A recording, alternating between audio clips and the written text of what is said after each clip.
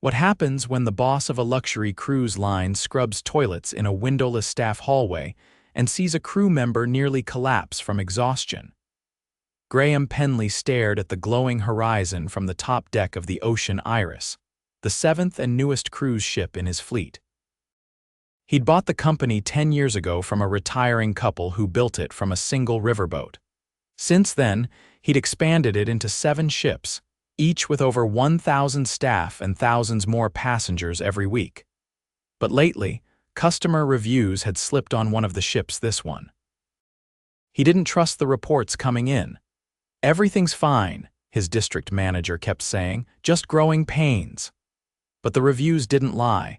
Words like rude staff, unkept rooms, and felt ignored showed up too many times. Graham wasn't the type to sit in a suit and guess from spreadsheets. So he called in a favor from a Hollywood makeup artist he once helped fund. By the end of the week, he had a new look: graying beard, dyed eyebrows, salt and pepper hair, and a solid 20 pounds of padding that made him look more like a retired electrician than a business mogul. He applied as Greg Palmer, a 53-year-old new hire looking for a late career change. No one on this ship had met him in person. Only the district manager had, and he wasn't on board. All hiring was done by the ship's HR department. It was easy to slip in. "Greg," the staff coordinator, a wiry guy named Marco, barked, "follow me. You're in housekeeping. Don't fall behind." Graham nodded and grabbed his supply cart. The hallways below deck were narrow and smelled faintly of chlorine and sweat. They passed crew members rushing by, barely making eye contact. His trainer, a tall woman named Nalani Rivera, didn't say much as she handed him gloves and showed him how to clean a bathroom in under 6 minutes. Her badge said she'd been with the company for 5 years. She moved like someone used to being ignored. "I know it's gross," she muttered, scrubbing a sink. "But if you slow down, they'll dock your hours." "Wait," Graham said, pausing. "They can do that?" She looked at him, confused. "You're new, huh?" He nodded slowly. "They don't dock pay, but they cut hours off your next week's schedule. Quiet punishment. You're not fast, they say you're not reliable." They moved on to the next room. Graham kept up, but barely. Nalani was fast, efficient, and quiet. She didn't complain, but her eyes were tired. After 2 hours, they were supposed to get a 10-minute break, but a call came through the walkie-talkie. "Housekeeping team, Deck 4, urgent cleanup in cabin 4210. "Get someone there now," Nalani sighed. "That's us." Graham followed her. "Aren't we supposed to?" "Yeah," she cut in. "But if we don't go, they'll say we're unavailable. That goes on our file." They skipped their break. It happened again at noon. Another emergency, this time a spill in the dining hall. They hadn't even touched their lunch trays when Marco came in. "Rivera, new guy, Deck 2. Now, Nalani didn't argue, she just stood up. Graham hesitated. "We haven't eaten." Marco looked at him hard. "Then don't slow her down." By the end of the day, they'd missed both their breaks and barely got 15 minutes to eat. Graham's hands were raw, his back screamed. But worse was watching Nalani rub her shoulder in silence, pretending like it didn't hurt. That night, in the cramped crew quarters he shared with 3 other men, he lay awake, staring at the bunk above him. He'd seen workers pushed before, but this felt different. Systemic, quiet. Hidden under the shine of luxury, the next day only confirmed it. A young man in food service, Dario, whispered to Graham, "I haven't had a real break in 3 days. We're short 2 guys. One got sick, the other quit. They won't replace them. Said we're overstaffed on paper." "How's that even legal?" Graham asked. Dario shrugged. "They don't pay us for breaks if we miss them. We just don't clock out, but the hours still go missing." Graham's stomach turned. That evening he found Nalani again. She was folding towels in the laundry room, alone. "Do they ever pay for missed breaks?" She looked up. "No, never. They make you sign a form saying you took them. If you don't, they say it's your fault for not speaking up." "Why don't people report it?" "Report it to who?" she said flatly. "Marco, he's the one doing it. Or the captain. He only cares if the guests are happy." Graham swallowed hard. He'd trusted his district manager to hire the right people, but clearly something had rotted on this ship, And it wasn't just one person, it was a system built on silence. He wasn't just angry, he was ashamed. Graham stood in the crew laundry room watching the last towel drop into the folding bin. Nalani didn't speak as she moved to the next basket. Her motions were practiced, automatic. She didn't glance up. He broke the silence. "How long do you usually work down here after your regular shift?" She hesitated. "Depends. Tonight, probably another hour, maybe 2. "Is that overtime?" She shook her head. "No, they call it make-up duty. If a room got flagged as incomplete or a guest complained, they assign us extra folding or bathroom checks. Doesn't matter who was on that room, everyone shares the punishment." Graham leaned against the wall, taking in the humming fluorescent lights and the low rumble of dryers. "Does anyone ever push back?" Her hands paused mid-fold. "Someone did last month, a guy from Deck 5. He asked the floor manager why we're being held for shifts that weren't ours. What happened? They sent him to the waste tanks. No one ever asks twice." Graham nodded slowly. The waste tanks were the lowest grunt job on the ship, handling the sewage filtration systems in a sweltering, sealed compartment. The kind of assignment that made people quit before their first week was up. The next morning, Graham reported to the main dining hall for a shift, shadowing a different crew. He was rotated into food service under a woman named Elise, a senior staff member with a clipped tone and a tightly wound ponytail. She handed him a tray of cutlery and told him to restock every table in Section B before breakfast began. "Don't ask questions. Don't touch the buffet. Don't slow anyone down," she said without looking at him. "And if the headwaiter checks the table and finds a missing spoon, I dock your cleaning shift tonight." "Understood," he blinked. "Sorry, you dock." "I said understood." He nodded once, then got to work. The dining hall was a flurry of motion. Servers darted between tables, kitchen staff pushed carts of eggs and fruit, and the smell of coffee clung to the air. Graham moved as quickly as he could, but twice he was bumped by trays or shouted at to get out of the way. At one table, he saw a guest trying to steady her coffee with one hand while holding a toddler on her lap. A nearby server stood idle, scrolling on a small device behind a pillar. Graham crossed the floor and offered to help. Before he reached her, Elise's voice cut across the room. "Palmer. Get away from that table. You're not to speak to guests unless asked." She looked like she needed help, he said. "She'll be fine. You're not paid to babysit." He returned to his task, jaw tight. By midshift, he'd seen at least 4 staff skip their rotation to check their phones or disappear into the back kitchen. One of them, a man named Brent, leaned against a supply rack eating a muffin. "Don't worry," Brent said when Graham passed by. "Elise doesn't care what we do." "As long as we're not in her way," Graham asked. "Does she ever check on tables?" Brent laughed. "She hasn't served a table in 3 years. She just shouts orders and disappears when the headwaiter shows up." At the end of the shift, Graham joined the back-of-house line for meal pickup. He spotted Dario again, but now the young man's hands were wrapped in gauze. "What happened?" Graham asked. "Hot tray slipped," Dario muttered. "Burned both palms. Kitchen supervisor told me to wear gloves and get back to work." "Did you see medical?" They said they'd call someone. No one came. "I'm off the clock now, but if I don't show up tonight, I lose tomorrow." Graham clenched his fists. This wasn't just mismanagement. It was neglect. That evening, he followed Nalani to the back stairwell connecting the crew quarters to the upper decks. She moved slower now, wincing slightly with each step. "You okay?" he asked, pulled something. "It's nothing. Did you report it?" "No point. They'll just say I wasn't lifting properly." At that moment, a voice echoed from above. A man in Officer White's, clipboard in hand, descended the steps. His name tag read R, Toland Operations Chief. Toland glanced at them as he passed, then stopped. "You, housekeeping, you're not supposed to be on this stairwell." Nalani straightened. "We were heading to Deck 4, the elevators are still backed up." "Doesn't matter." "This staircase is for officers and upper deck staff. Use the service route like you're supposed to." Graham stepped forward. "Sir, she's injured. She's trying to take the least painful route." Toland's eyes narrowed. And you are, new hire.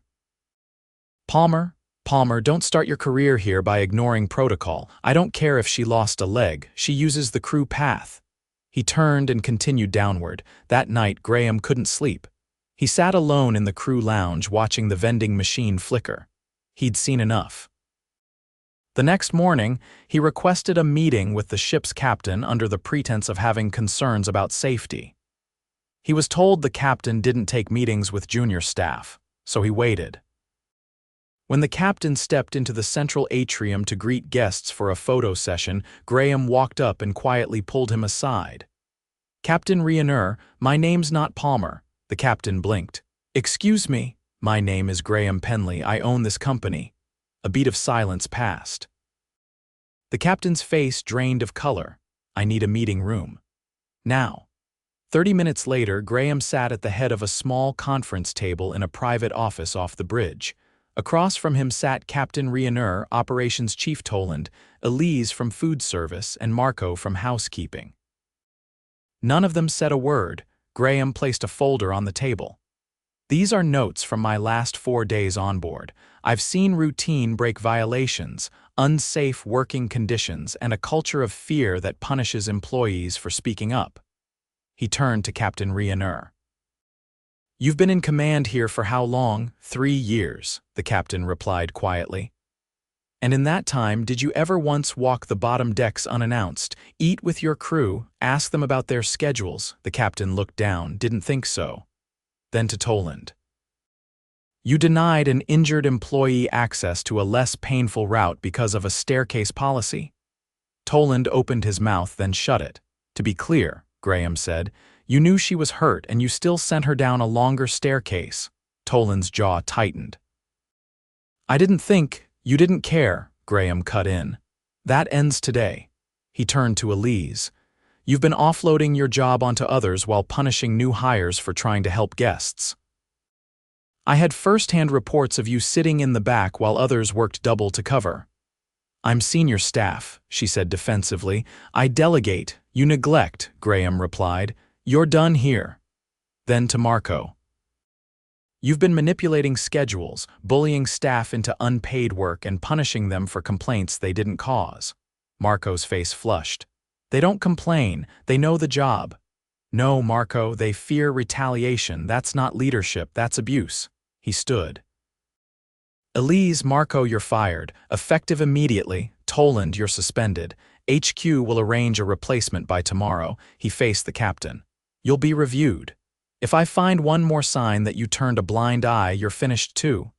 Then he turned and walked out. The hallway outside the bridge was eerily quiet. Graham made his way down to crew level and found Nalani in the linen room. She looked up, surprised. "I just got a call from HR," she said slowly. "They said Marco's gone." "He is." She stared at him. "You did that," he nodded. "Why?" "Because no one should be afraid to ask for a break or help." She set down the towel in her hands. "You're not what you looked like a few days ago." "No," he said. "But I saw more in these 4 days than I ever did in a quarterly briefing." She studied him, then said, "What now?" "Now," he replied, "we fix it. Not with speeches, with hours, with people, with policies that couldn't be bent by fear or ignored by rank." He wasn't leaving this ship until every deck ran right. And this time, he'd be watching from more than just the top by morning. Word had already seeped into the lower decks. No one said anything directly to Graham, but the way people looked at him had changed. Fewer blank stares, more cautious glances. Some nodded once silently. Others just kept walking. It was enough. He didn't want applause. He wanted the system to change. He made his way to the ship's operations office, where a temporary replacement for Marco, a mid-level HR liaison named Jordan Vecchi, had been flown in overnight by helicopter from the mainland. Graham reviewed his records. Before meeting him, Jordan had spent 7 years working crew side on ships before moving up. He knew what it meant to work nights, to miss meals, to wait 3 weeks for a day off. When Graham stepped into the room, Jordan stood and extended a hand. "You've had a week," Jordan said. "I've had about 8 hours and a file full of complaints." Fair warning, Graham replied. The complaints are the tip of it, Jordan nodded. Then we've got work to do. They started with staffing. Jordan had already pulled the latest rosters and flagged 6 positions that had been kept empty for longer than the company's own standards allowed. 2 in kitchen service, 1 in maintenance, and 3 in cleaning rotation. Requisition requests had been submitted months ago and were marked as deferred by operations.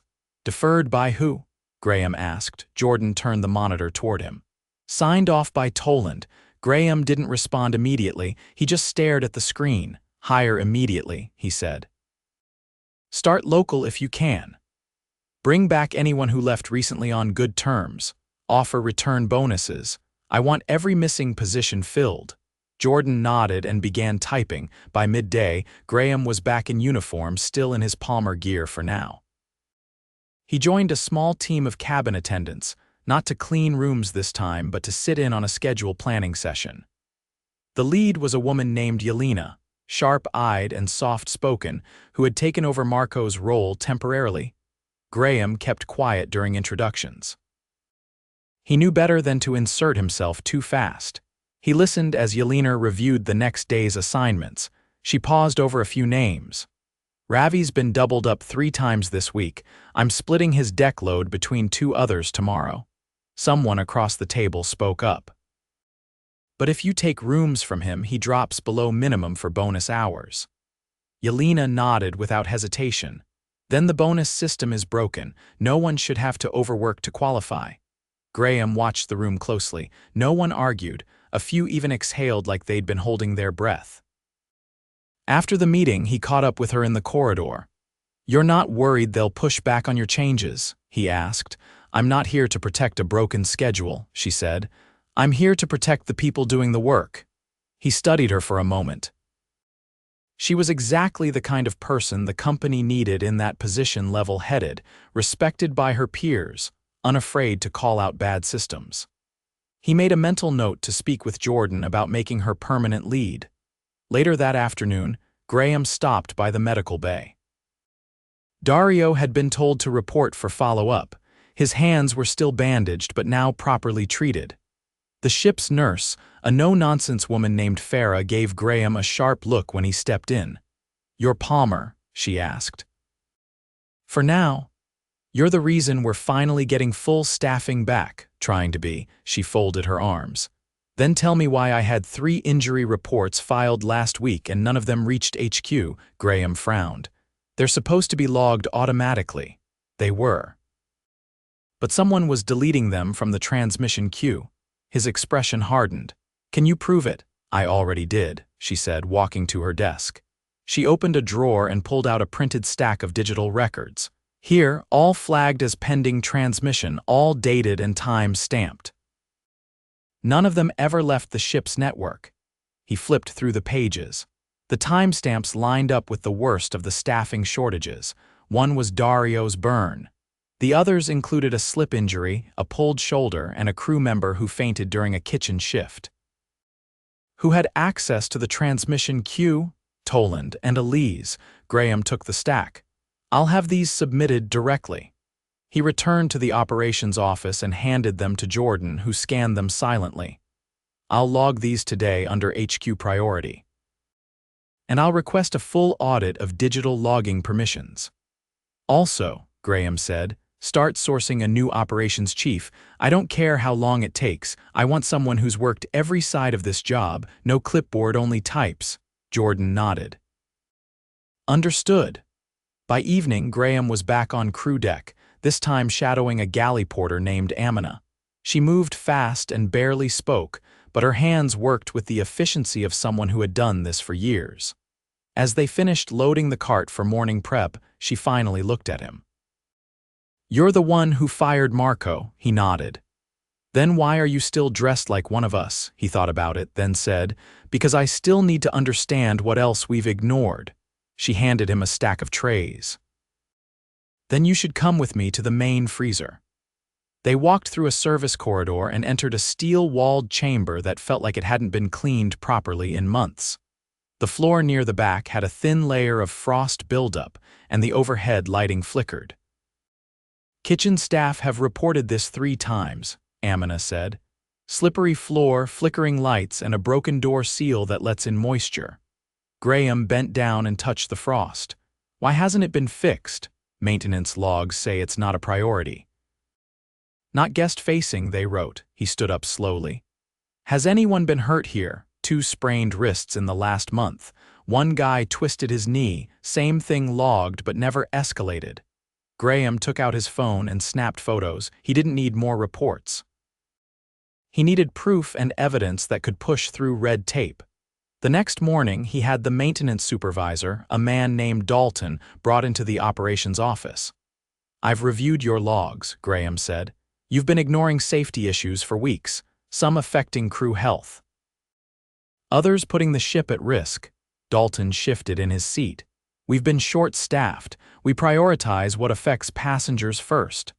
Short-staffed doesn't mean negligent. You had time to patch a pool deck railing last week that wasn't even loose. But you didn't fix an electrical hazard in a food storage area? Dalton looked away. You're dismissed. Pack your things. I'll have HQ send a replacement with industrial compliance experience. Jordan didn't flinch. He was already on the phone before Dalton left the room. That afternoon, Graham returned to the crew mess for a shift meal. He noticed the line moved faster. The kitchen had added a second service window.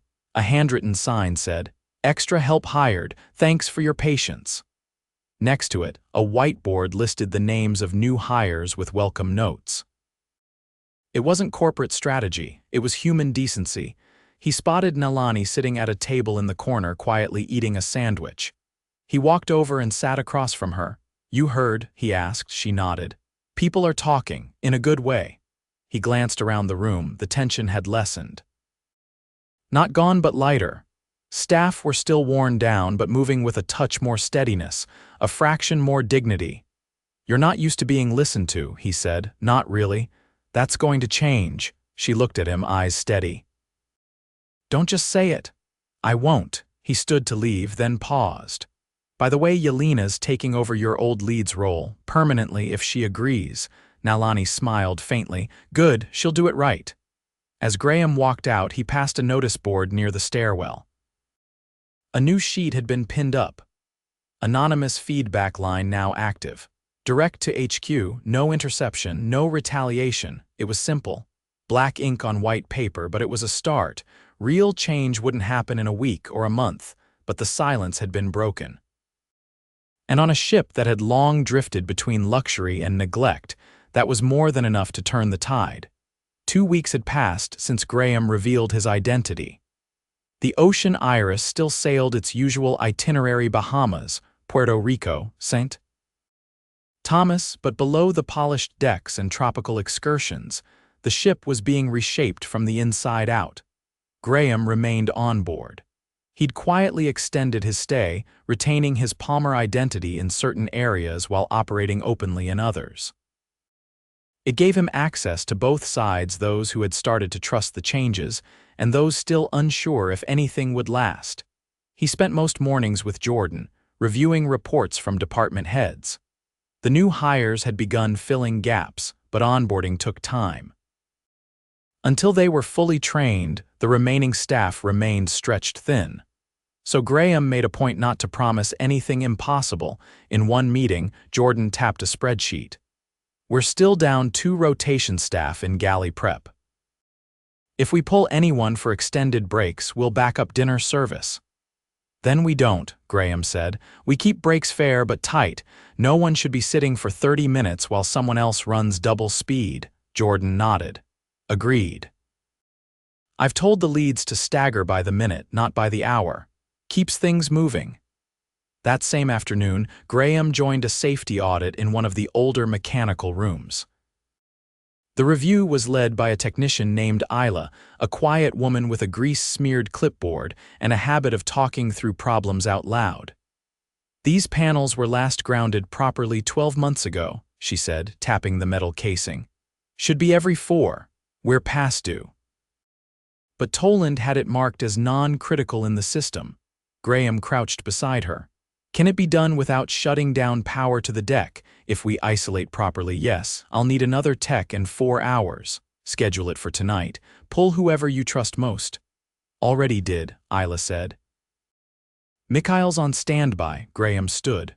Good. And after this, start a full audit of every system marked non-critical in the last year. She didn't ask why. She just nodded and scribbled a note. Elsewhere, Yelena had fully taken over as head of housekeeping. Her first major act had been to redesign the cleaning assignment board.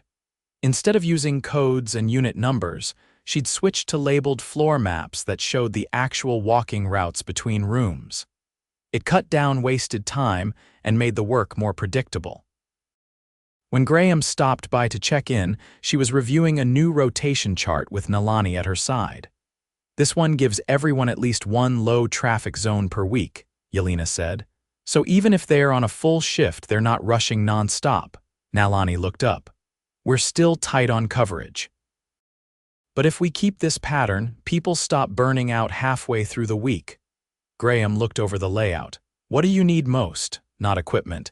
Not even more people yet. We need permanent status for 3 temps.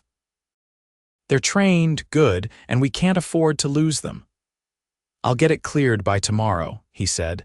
Later that evening, he visited the dining hall not as Palmer and not to observe. He'd asked the new floor supervisor, a woman named Chantal who had been promoted internally, to walk him through current guest service expectations. As they moved between booths and buffet stations, she pointed out details most wouldn't notice. How the lighting changed guest behavior. How the layout made some tables harder to serve quickly. How certain high-volume areas didn't have enough designated runners, so servers had to abandon their sections just to refill drinks. These are the kinds of things Elise ignored, she said. She'd stand at the back and wait for someone to make a mistake. And now, I'm on the floor every hour. If someone's falling behind, we help, not punish. Graham nodded once. You've earned this role, keep it. As the days passed, Graham rotated into smaller touchpoints. Short one-on-one check-ins. Surprise drop-ins at the laundry room, a walk through the engine corridor with the maintenance crew. Each visit wasn't about catching someone, it was about showing up. One afternoon, he sat across from Dario in the staff cafe. The young man's hands had mostly healed, though the bandages had left faint red lines across his knuckles. You staying on? Graham asked. Dario nodded. I thought about jumping ship at San Juan, but it's different now. People actually answer when we ask for help. Not perfect, though. Not yet. But you're not leaving either. Graham smiled faintly. Not until I'm sure it sticks. That evening, a group of staff gathered in the central crew lounge, something that hadn't happened in months. It wasn't an official meeting. Just people sitting, talking, laughing in a space that had once been dead silent between shifts. Graham stayed back, observing. He saw Amina leaning against a wall, joking with one of the new kitchen assistants. Yelena and Nalani were reviewing a new cleaning tool catalog, pointing and quietly debating options. Even Isla had joined, sipping tea while sketching something on a napkin. Then a voice broke the moment. You're the guy, right? Graham turned. A tall man in a faded uniform stood near the entrance. His name tag read Terrence Security. I've heard about you, Terrence said. Didn't get to say it before. Graham raised an eyebrow. Say what? Thanks. A bunch of us thought this was just a PR stunt, some exec flying in pretending to care. But you stayed. I had to. Terrence shook his head. No, you chose to, that's different. Graham looked around the room one last time. Tomorrow he'd disembark. But before he did, he left 3 final directives with Jordan and the ship's leadership. First, crew evaluations would now factor in peer feedback, not just supervisor notes. Abuse of authority would be grounds for immediate review. Second, an onboard liaison committee would be created, 5 rotating crew members across departments who met monthly with management to flag issues. And third, any employee who missed a break due to operational need would be automatically credited and compensated. No paperwork needed. The next morning, as the Ocean Iris pulled into port, Graham stood on Deck 9, watching the shoreline grow closer. The ship carried on passengers laughing, music drifting from the pool area, plates clinking in the dining halls. But below deck something had shifted, not in speeches. Not in slogans, but in the quiet daily mechanics of fairness. He didn't need to announce his departure. No send-off. No ceremony. He just stepped off the gangway, knowing the silence that once allowed neglect to thrive had been broken, and this time it wouldn't come back.